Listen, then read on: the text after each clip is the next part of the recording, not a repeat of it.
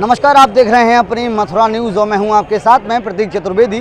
और जैसा कि आपको विदित है कि सुप्रीम कोर्ट का अभी फैसला आया है ज्ञानवापी को लेकर, तो उसको लेकर कहीं ना कहीं हिंदू पक्ष में एक खुशी की लहर दिखाई दे रही है। तो वहीं आज हमारे साथ में मौजूद हैं मथुरा श्री कृष्ण जन्मभूमि संघर्ष न्यास के अध्यक्ष दिनेश शर्मा जी, जो कि इस फैसले को काफ़ी स्वीकार करते हैं और इनमें कहीं ना कहीं एक खुशी की लहर दिखाई दे रही है, क्योंकि इनके द्वारा मथुरा श्री कृष्ण जन्मभूमि शाही ईदगाह केस को लेकर लगातार तारीख की जा रही हैं और इनके द्वारा भी मथुरा शाही ईदगाह को हटाने की लगातार मांग की जा रही है। लेकिन यह मामला भी अब सुप्रीम कोर्ट में लंबित है, तो जानेंगे इनसे क्या कहते हैं सुप्रीम कोर्ट के सर्वे की मांग की याचिका को मंजूरी देने के बाद। जी, पहले तो अपनी मथुरा न्यूज़ में बहुत बहुत स्वागत है आपका। आपको भी बहुत बहुत धन्यवाद, आपने हमें अपनी बात रखने का मौका दिया। देखिए, जो मुगल शासक आए थे तो उन्होंने हमारे हिंदुओं के सभी मंदिरों को कई बार तोड़ा जी, तोड़ करके कहीं ईदगाह बनाई, कहीं मस्जिद बनाई। ऐसे ही ज्ञानवापी में वहाँ पर मंदिर को तोड़कर मस्जिद बनाई गई और मुगल शासकों ने इतना अत्याचार किया था कि मथुरा में भी हिंदुओं के शवों को जलाने पर भी रोक लगा दी थी, दिवाली होली मनाने पर रोक लगा दी थी। तो ये मुगल आक्रांत अत्याचारी थे, इन्होंने हिंदुओं पर बहुत अत्याचार किए। ऐसे ही मथुरा में भगवान श्री कृष्ण का जन्म कंस की 7वीं कोठरी में हुआ था जी।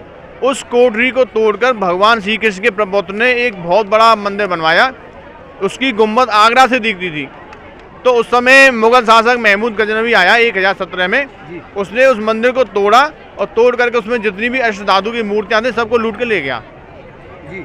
उसके बाद हिंदुओं का शासन हुआ, फिर हिंदुओं ने मंदिर पुनः बनवाया। उसके बाद 1250 में फिरोज तुगलक का शासन आया। उस फिरोज तुगलक के शासनकाल में भी मंदिर को तोड़ा गया। मंदिर को तोड़ने के बाद में फिर हिंदुओं का शासन आया, फिर हिंदुओं ने मंदिर बनवाया। उसके बाद 1450 में सिकंदर लोदी का शासन हुआ। सिकंदर लोदी ने भी मंदिर को तोड़वाया, फिर हिंदुओं ने मंदिर को बनवाया। तो हिंदुओं ने हिम्मत नहीं हारी, मुगल शासक मंदिर तोड़ते गए, हिंदू मंदिर बनाते गए। लास्ट में फिर औरंगजेब आया 1470 में, उसने मंदिर को तोड़कर एक बिल्डिंग बना दी। उस बिल्डिंग को हम कथित ईदगाह कहते हैं। तो मुगल शासकों ने हमारे हिंदुओं के मठ मंदिरों को कई बार तोड़ा, ज्ञानवापी में तोड़ा, मथुरा में भी तोड़ा और तोड़ करके कहीं ईदगाह बनाई, कहीं मजार बनाई, कहीं मस्जिद बनाई। तो मुगल शासक ये आक्रमणकारी थे, ये अवैध कब्जा करते थे। अवैध कब्जा करके ये ईदगाह बनाई है। इस ईदगाह को मुगल शासक औरंगजेब ने अपने तलवार की दम पर बनाया था और हम लोग कलम की ताकत से, न्यायालय के सहयोग से इस ईदगाह को हटा के रहेंगे। जैसा कि अभी सुप्रीम कोर्ट का माननीय सुप्रीम कोर्ट का फैसला आया है ज्ञानवापी मस्जिद को लेकर, और आपने भी मथुरा कृष्ण जन्मभूमि पर काफ़ी अध्ययन कर रखा है और आप भी इस याचिका को लेकर सुप्रीम कोर्ट गए हैं, तो उसमें किस प्रकार से इस फैसले को देखते हैं? देखिए, कांग्रेस सरकार ने 1991 में एक काला कानून बनाया जिसको बर्सिफ एक्ट कहते हैं, पूजा उपासना अधिनियम 1991 में।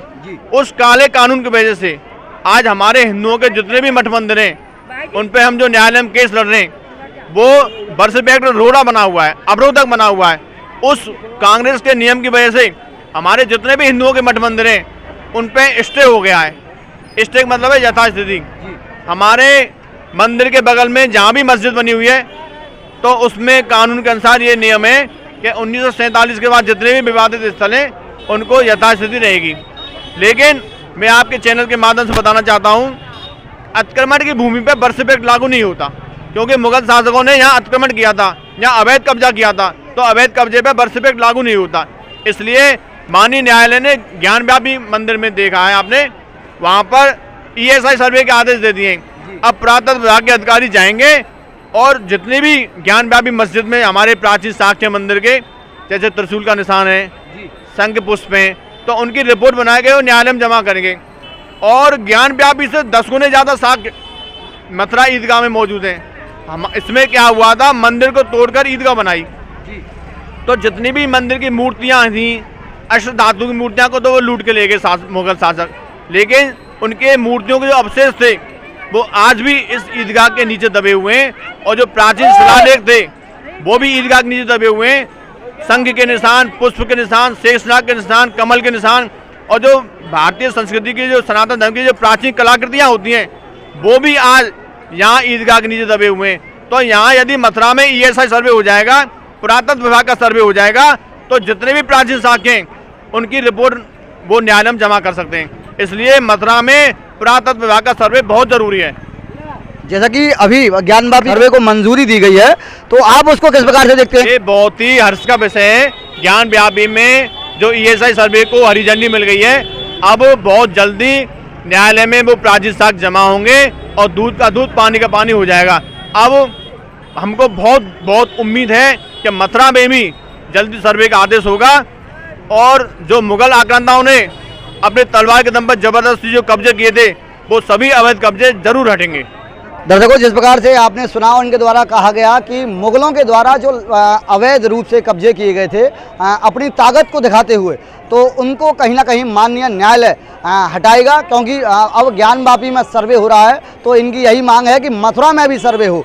फिलहाल के लिए इतना ही। मैं अपने सहयोगी के साथ प्रतीक चतुर्वेदी, अपनी मथुरा न्यूज़ के लिए धन्यवाद।